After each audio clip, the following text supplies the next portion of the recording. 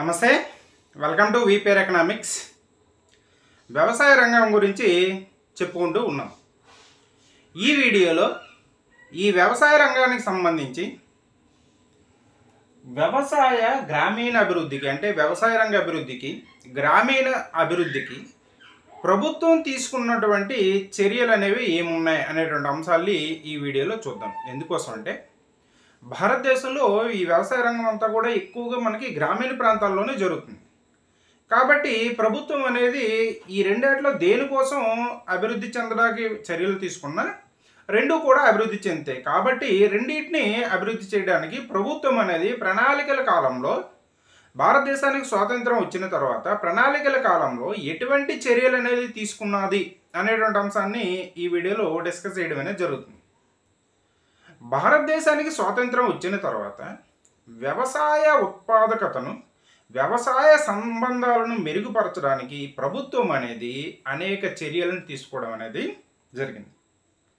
ఈ చర్యల్లో భాగంగా మనకి 1952లో కమ్యూనిటీ డెవలప్మెంట్ ప్రోగ్రామ్ని తీసుకొచ్చారు. అంటే సిడిపి అంటాం, కమ్యూనిటీ డెవలప్మెంట్ ప్రోగ్రామ్ని తీసుకొచ్చారు. అలాగే మొదటి రెండు ప్రణాళికల్లో ఈ వ్యవసాయ రంగానికి ప్రాధాన్యత అనేది ఇచ్చి ఈ వ్యవసాయ రంగంలో నీటిపారుదల సౌకర్యాన్ని పెంచడానికి భారీ తరహా మధ్య తరహా నీటిపారుదల ప్రాజెక్టుల కోసం వాటి యొక్క అభివృద్ధి కోసం చర్యలు తీసుకోవడం అనేది జరిగింది. ఈ విధంగా కౌలు సంస్కరణలు తీసుకొచ్చారు, భూ సంస్కరణలు తీసుకొచ్చారు. అలాగే వ్యవస్థాగత పరపతి సదుపాయాన్ని పెంచారు. ఇటువంటి అన్ని చర్యలు కూడా ఈ ప్రణాళికల కాలంలో తీసుకోవడం అనేది జరిగింది.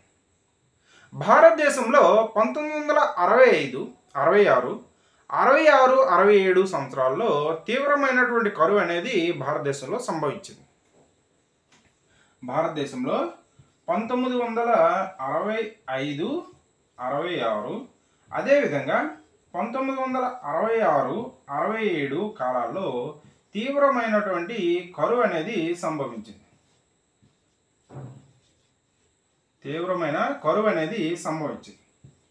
దీనివలన భారతదేశంలో ఉన్నటువంటి ప్రజలకు అవసరమైనటువంటి ఆహార ధాన్యాలు అనేది 19 మెట్రిక్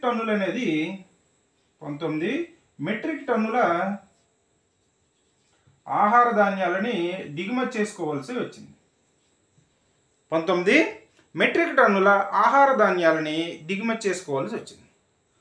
అందుకోసమని దీనివలన ప్రభుత్వం పైన విపరీతమైన భారం అనేది పడింది. కాబట్టి వ్యవసాయ రంగంలో ఉత్పత్తిని పెంచడం కోసమని భారతదేశంలో ఈ వ్యవసాయ రంగంలో ఉత్పత్తిని పెంచడం కోసమని మనకి కొన్ని చర్యలు అనేవి తీసుకున్నారు. అది సాంకేతికమైనటువంటి అభివృద్ధి తీసుకొచ్చారు. వ్యవసాయ రంగంలో పురాతన పద్ధతులను విడనాడి సాంకేతిక పద్ధతుల్ని ప్రవేశపెట్టారు. అలాగే కమ్యూనిటీ డెవలప్మెంట్ ప్రోగ్రామ్ ప్రవేశపెట్టారు. ఈ కమ్యూనిటీ డెవలప్మెంట్ ప్రోగ్రాంలో భాగంగా అంటే గ్రామీణ ప్రాంతాల్లో అన్ని రకాలుగా అభివృద్ధి చేయడం కోసం ఈ సిడిపిని తీసుకొచ్చారు. దాంట్లో వ్యవసాయ రంగ అభివృద్ధి కూడా ఒక కార్యక్రమం. ఈ సిడిపిలో భాగంగా పారిశుద్ధ్యాన్ని మెరుగుపరచడం, తాగునీటి సదుపాయాలు కల్పించడం, ఇండ్లు నిర్మించడం, అవస్థాపన సదుపాయాలు కల్పించడం, అదేవిధంగా పారిశుద్ధ్యం, వ్యవసాయ అభివృద్ధి ఇవన్నీ కూడా ఈ సిడిపిలో భాగంగా ఉన్నాయి. ఈ సిడిపిలో అంటే కమ్యూనిటీ డెవలప్మెంట్ ప్రోగ్రాంలో వ్యవసాయంలో కూడా సహకార వ్యవసాయానికి అధిక ప్రాధాన్యత ఇవ్వడం అనేది జరిగింది. సిడిపి అనేది కమ్యూనిటీ డెవలప్మెంట్ ప్రోగ్రాం అనేది ఈ కమ్యూనిటీ డెవలప్మెంట్ ప్రోగ్రాంలో ప్రధానంగా మనకి సహకార వ్యవసాయానికి ప్రాధాన్యత ఇవ్వడం అనేది జరిగింది. ఈ విధంగా భారతదేశంలో వ్యవసాయ రంగంలో ఉత్పత్తిని పెంచడం కోసం ఉత్పాదకాలకి సబ్సిడీలు ఇవ్వడం, అలాగే ఈ ఉత్పత్తికి పెరగడానికి అవసరమైనటువంటి చర్యలు అనేక తీసుకోవడం అనేది జరిగింది. అలాగే మొదటి రెండు ప్రణాళికల్లో భారీ తరహా మధ్య తరహా నీటిపారుదల సదుపాయాల కల్పనకి ప్రయత్నించారని చెప్పుకున్నాం. సో వాటిని కల్పించడానికి అవసరమైనటువంటి నిధులు అనేవి మూలధనం అనేది భారతదేశంలో లేదు. దాని వలన ఆ ప్రాజెక్టులు అనేవి లేట్ అవుతున్నాయి. మనకు అవసరమైనటువంటి ఆహార ధాన్యాలు ఉత్పత్తి చేసుకోవడానికి అవసరమైన నీటిపారుదల సౌకర్యాలు కల్పించలేకపోతున్న ఉద్దేశంతో ఈ భారీ మధ్య తరహా నీటిపారుదల సౌకర్యాల నుంచి భారతదేశంలో మళ్ళా వ్యూహకర్తలు అనేవారు చిన్న నీటిపారుదల సౌకర్యాల వైపు మళ్లించడం అనేది జరిగింది. ఈ చిన్న నీటిపారుదల సౌకర్యాల వలన మనం త్వరగా వాటిని నిర్మించడానికి నీటిపారుదల సౌకర్యాలు కల్పించడానికి అవకాశం ఉంటుంది. కాబట్టి ఈ విధంగా పెరుగుతున్న జనాభాకు అవసరమైనటువంటి ఆహార ధాన్యాలు అందించాలి. ఇటువంటి అన్నీ కూడా దృష్టిలో పెట్టుకొని అనేక రకమైనటువంటి చర్యలు అనేవి భారతదేశంలో తీసుకోవడం అనేది జరిగింది. అలా తీసుకున్నటువంటి చర్యలు కొన్ని కానీ మనం చూసుకున్నట్లయితే, ఒకటి సాంకేతిక పరమైన చర్యలు. సాంకేతిక చర్యలు, సాంకేతిక చర్యలు. భారతదేశంలో పెరుగుతున్న జనాభాకు అవసరమైనటువంటి ఆహార ధాన్యాలను అందించడానికి, అలాగే పారిశ్రామిక రంగంలో ఉన్నటువంటి పరిశ్రమలకి అవసరమైనటువంటి ఉత్పాదకాలను అందించడానికి, అంటే వ్యవసాయ రంగంలో పండేటటువంటి కొన్ని పంటలని ఉత్పాదకాలుగా ఉపయోగించి పరిశ్రమలని కొన్ని స్థాపించడం అనేది జరుగుతుంది. ఇప్పుడు షుగర్ ఫ్యాక్టరీస్ లాంటివి ఉంటాయి, లేదంటే పత్తిని బట్టలు తయారు చేసేటటువంటి ఫ్యాక్టరీలు, ఇవన్నీ కూడా జనపనార ఉపయోగించి తయారు చేసేటటువంటి కొన్ని వస్తువులు తయారు చేసే ఫ్యాక్టరీలు, ఇవన్నీ కూడా వ్యవసాయ రంగం పైన ఆధారపడి ఉంటాయి. కాబట్టి ఇటు పెరుగుతున్న జనాభాకి అవసరమైనటువంటి ఆహార ధాన్యాలు అందించడానికి, పారిశ్రామిక రంగంలో ఉన్నటువంటి ఈ పరిశ్రమలకి ఉత్పాదకాలను అందించడానికి, అవసరమైనటువంటి ఉత్పత్తిని పెంచడానికి ప్రభుత్వం అనేది చర్యలు తీసుకున్నది. అలా తీసుకున్న చర్యల్లో 1966లో మనకి అధిక దిగుబడినిచ్చే వంగడాల కార్యక్రమాన్ని HYVP అంటాం, హై ఈల్డ్ వెరైటీ ప్రోగ్రామ్ని తీసుకురావడం అనేది జరిగింది. 1966లో మనకి HYVP, high yield variety program, అధిక దిగుబడినిచ్చేటటువంటి వంగడాల కార్యక్రమాన్ని తీసుకొచ్చి ఇది సక్సెస్ అవ్వడం అనేది జరిగింది. నెక్స్ట్ చూసుకున్నట్టుగైతే భూ సంస్కరణలు.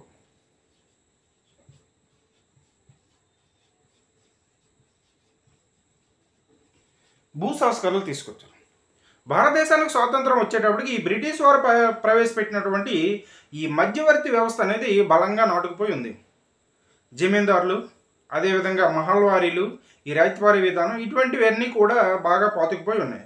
అందుకోసమని దాని వలన వ్యవసాయ రంగంలో అల్ప ఉత్పాదకత ఉంటుందనే ఉద్దేశంతో ప్రభుత్వం అనేది ఈ వ్యవస్థల్ని రూపుమాపడానికి అనేక చర్యలు తీసుకోవడం జరిగింది. అలాగే ఈ ఎక్కువ మంది, అంటే తక్కువ మంది చేతుల్లో ఎక్కువ భూమి అనేది హోల్డింగ్లో ఉంటుంది. దానికోసమని ఈ కమతాల గరిష్ట పరిమితిని కూడా విధించి ఇటువంటి మధ్యవర్తులు తొలగించి, అదేవిధంగా భూస్వాముల దగ్గర ఎక్కువ భూమి అనేది ఉండకుండా చేయడం కోసమని ఈ గరిష్ట కమత పరిమాణాలని విధించి ఇటువంటి భూ సంస్కరణలు అనేది ప్రభుత్వం అనేది తీసుకొచ్చింది. నెక్స్ట్ అంశంగా మనం చూసుకున్నట్టుగైతే మూడోది సహకార వ్యవసాయం.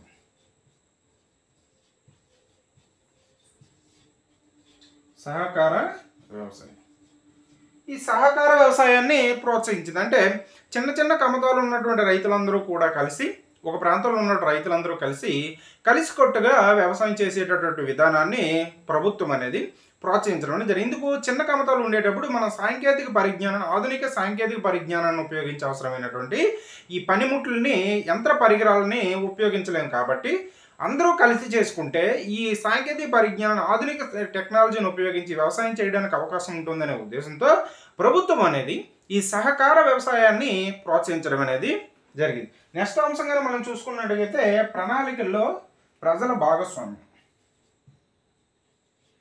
ప్రణాళికలలో ప్రజల భాగస్వామ్యం. ప్రణాళికల్లో ప్రజల భాగస్వామ్యం. భారతదేశానికి స్వాతంత్రం వచ్చిన తర్వాత ప్రణాళికలు అమలు చేసుకోవడం అనేది జరిగింది. ఈ ప్రణాళికలు అమలు చేసుకోవడం అనేది జరుగుతుంది, కానీ ప్రజల యొక్క భాగస్వామ్యం అనేది దీంట్లో లేకపోతే ఈ ప్రణాళికలు అనేది సక్సెస్ అవ్వ అనే ఉద్దేశంతో ప్రభుత్వం అనేది ప్రజలు కూడా భాగస్వామ్యులు, ఈ ప్రణాళికల్లో భాగస్వామ్యులను చేయడం కోసమని కొన్ని కార్యక్రమాలు చేపట్టింది. అటువంటి వాటిలో ప్రధానంగా మనం చెప్పుకున్నది 1952లో తీసుకొచ్చినటువంటి, 1952లో చేసినటువంటి CDP program, community development program. ఈ కమ్యూనిటీ డెవలప్మెంట్ ప్రోగ్రామ్ అనేది గ్రామీణ ప్రాంతాల్లో అన్ని రకాలుగా అభివృద్ధి చేయడం కోసం తీసుకొచ్చారు. అది పారిశుద్ధ్యం, తాగునీరు, ఇండ్ల నిర్మాణం, మౌలిక వసతుల కల్పన, అదేవిధంగా ఈ వ్యవసాయ రంగ అభివృద్ధి, ఇవన్నీ కూడా ఈ కమ్యూనిటీ డెవలప్మెంట్ ప్రోగ్రాంలో భాగంగా తీసుకురావడం అనేది జరిగింది. ఇలా ప్రణాళికల్లో ప్రజల భాగస్వామ్యం చేయడం కోసమని ప్రభుత్వం అనేక చర్యలు చేపట్టింది. నెక్స్ట్ది సంస్థాగత రుణాలు. సంస్థాగత పరపతి. అంటే ఆ కాలంలో ఎలా ఉండేదంటే ఈ వ్యవసాయం చేసే వాళ్ళు కూడా కౌలుదారులందరూ కూడా ఎక్కువగా గ్రామీణ ప్రాంతాల్లో ఈ వడ్డీ వ్యాపారులపైన ఆధారపడి వారి దగ్గర అధిక వడ్డీలకి రుణాలను స్వీకరించి అప్పులు పాలవడం అనేది జరిగేది. వారికి అవసరమైన రుణం కూడా అందుబాటులో లేకపోవడం వలన సంస్థాగత రుణాలు అనేవి, ప్రభుత్వం అందించేటటువంటి రుణాలు అనేవి ఈ అందుబాటులో లేకపోవడం వలన వీళ్ళు ఈ వడ్డీ వ్యాపారులపైన ఆధారపడితే ఆ వడ్డీ వ్యాపారులు అనేవారు వీరిని దోచుకోవడం అనేది జరిగింది. అందుకోసమని ప్రభుత్వం ఏం చేసిందంటే కొన్ని సంస్థాగత పరపతిని అందించేటటువంటి సంస్థలు స్థాపించింది. అలా సహకార సంఘాలను స్థాపించింది.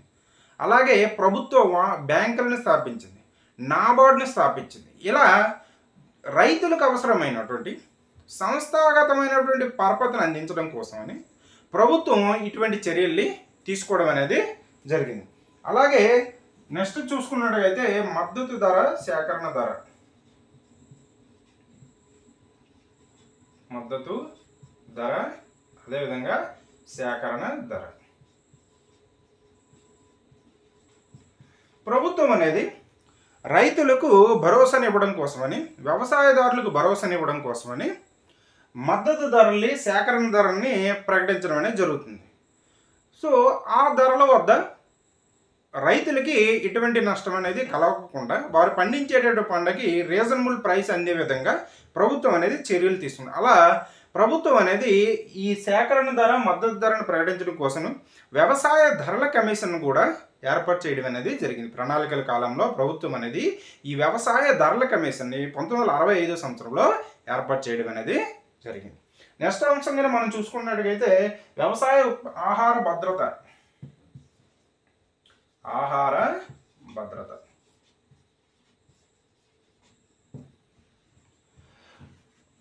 అంటే ప్రజలకు అవసరమైనటువంటి పెరుగుతున్న జనాభాకు అవసరమైనటువంటి ఆహార ధాన్యాలు అందించడం కోసం కూడా ఈ వ్యవసాయ రంగాన్ని అభివృద్ధి పరచాల్సి ఉంటుంది.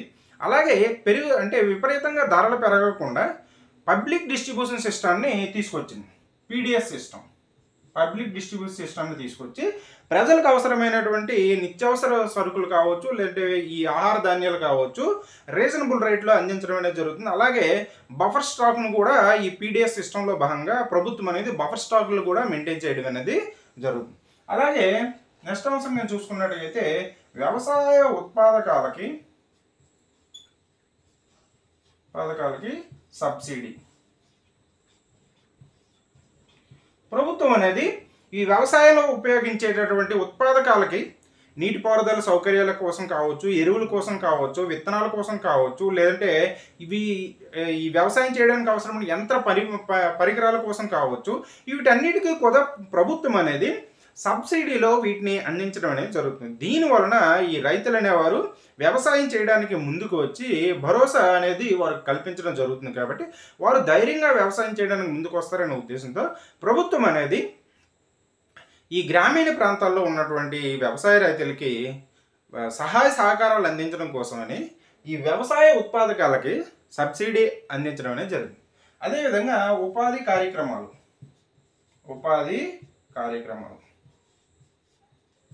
ప్రభుత్వం అనేది ఒకవైపు పెరుగుతున్న జనాభాకి అవసరమైనటువంటి ఆహార ధాన్యాలు అందించడం భరోసాని ఇస్తూ, రెండో వైపు ఈ పారిశ్రామిక రంగంలో కావచ్చు, సేవల రంగంలో కావచ్చు, లేదంటే వ్యవసాయ రంగంలో మిగులు ఉత్పత్తికి అవసరమైన డిమాండ్ కల్పించడం కోసం ప్రజల యొక్క కొనుగోలు శక్తి పెంచడానికి, వారికి ఉపాధి అవకాశాలు కల్పించి వారిలో పేదరికాన్ని రూపుమాపి ఉపాధి అవకాశాలు కల్పించడం కోసం కూడా ప్రభుత్వం అనేది కొన్ని కార్యక్రమాల్ని చేపట్టడం అనేది జరిగింది. అందులో కొన్ని చూసుకున్నట్టుగా IRDP, integrated rural development programme, అలాగే ఎన్ఆర్ఈజిఎస్, ఇటువంటి కార్యక్రమాలు అంటే ప్రజలకి ఆదాయాలు కల్పిస్తే వారి యొక్క కొనుగోలు శక్తి అనేది పెరుగుతుంది. కాబట్టి ఆ విధంగా పేదరికం తగ్గించవచ్చు, నిరుద్యోగాన్ని తగ్గించవచ్చు, కొనుగోలు శక్తిని పెంచవచ్చు. ఇవన్నిటి కోసం ఆలోచించే ప్రభుత్వం అనేది ఈ ప్రణాళికల కాలంలో కొన్ని కార్యక్రమాలు చేపట్టడం అనేది జరిగింది. ఇది భారతదేశంలో ప్రణాళికల కాలంలో వ్యవసాయ రంగానికి, అదేవిధంగా గ్రామీణ రంగ అభివృద్ధి కోసం ప్రభుత్వం తీసుకున్నటువంటి కొన్ని చర్యలు అనేది మనం చెప్పుకోవడం జరిగింది. ఇంకా చాలా ఉన్నాయి. అవన్నీ కూడా నెక్స్ట్ వీడియోలో మనం డిస్కస్ చేయడం అనేది జరుగుతుంది. ఇది మనం ఈ వీడియోలో చెప్పుకున్నటువంటి అంశం. ఈ వీడియో కానీ మీకు నచ్చినట్టయితే లైక్ చేయండి, షేర్ చేయండి, సబ్స్క్రైబ్ చేయండి. Thank you.